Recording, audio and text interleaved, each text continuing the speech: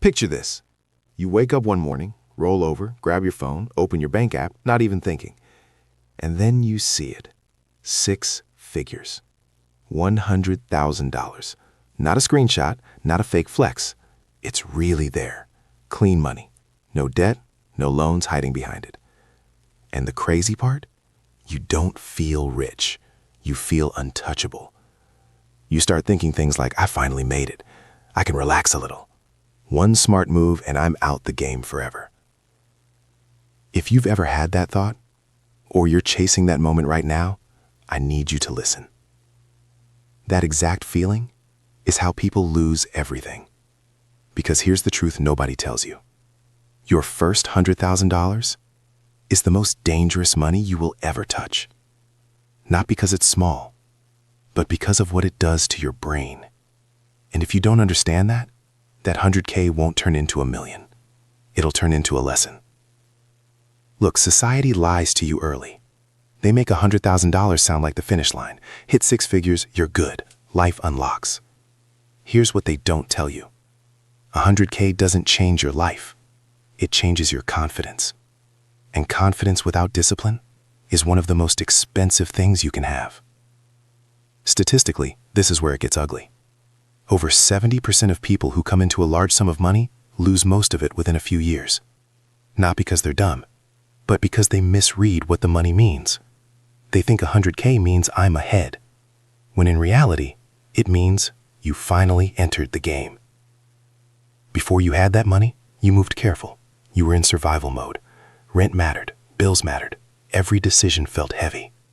But once that 6-figure number hits your account, your brain switches modes. Psychologists call this risk miscalibration. Basically, your brain starts overestimating how much room you actually have.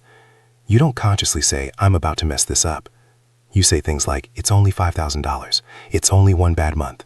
I'll make it back. But the math doesn't care how confident you feel. Let's run the numbers nobody runs. Let's say you have $100,000 cash. You decide to be smart. No Lambos, no penthouses, you just live comfortable. Here's a very normal setup. Rent, $2,200 a month. Food, $600. Car and insurance, $700. Phone, internet, subscriptions, $300. Health and random life expenses, another $400. That's $4,200 a month. No luxury, no flexing. Just existing.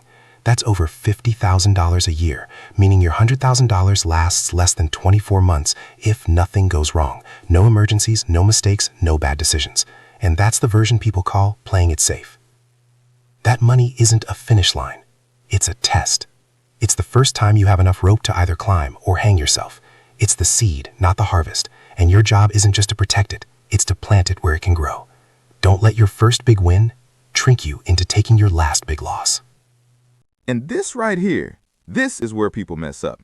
Because once you realize that $100,000 only buys you time, your brain immediately starts asking the wrong question. Not how do I protect this, but how do I turn this into more? And that's where it gets dangerous. Here's what usually happens next. You start feeling pressure, not from bills, not from survival, but from expectations. You tell yourself things like, I didn't grind this hard just to sit on it, or I got to make this money work. You start to believe that money sitting is money wasted, so you start hunting. Stocks, crypto, businesses, real estate, that friend with an opportunity. And look, investing isn't the problem. Impatience is. Because now you're not investing to build, you're investing to prove something to yourself, to the people watching, to that version of you that thinks 100 grand should feel bigger than it actually does. And that's the moment logic leaves the room. This is where it gets really interesting. Here's what most people don't realize. Your first $100,000 makes you feel smarter than you actually are. Not because you are, but because you survived long enough to get it. So your brain starts confusing luck with skill, timing with talent, momentum with mastery.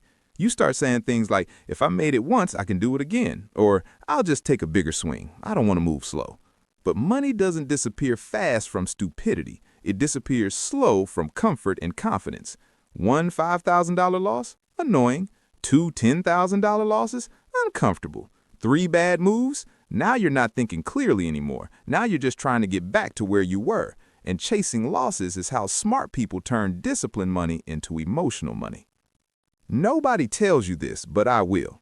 Your first $100,000 isn't a reward, it's a test of patience, a test of ego, a test of whether you can delay gratification when you finally don't have to.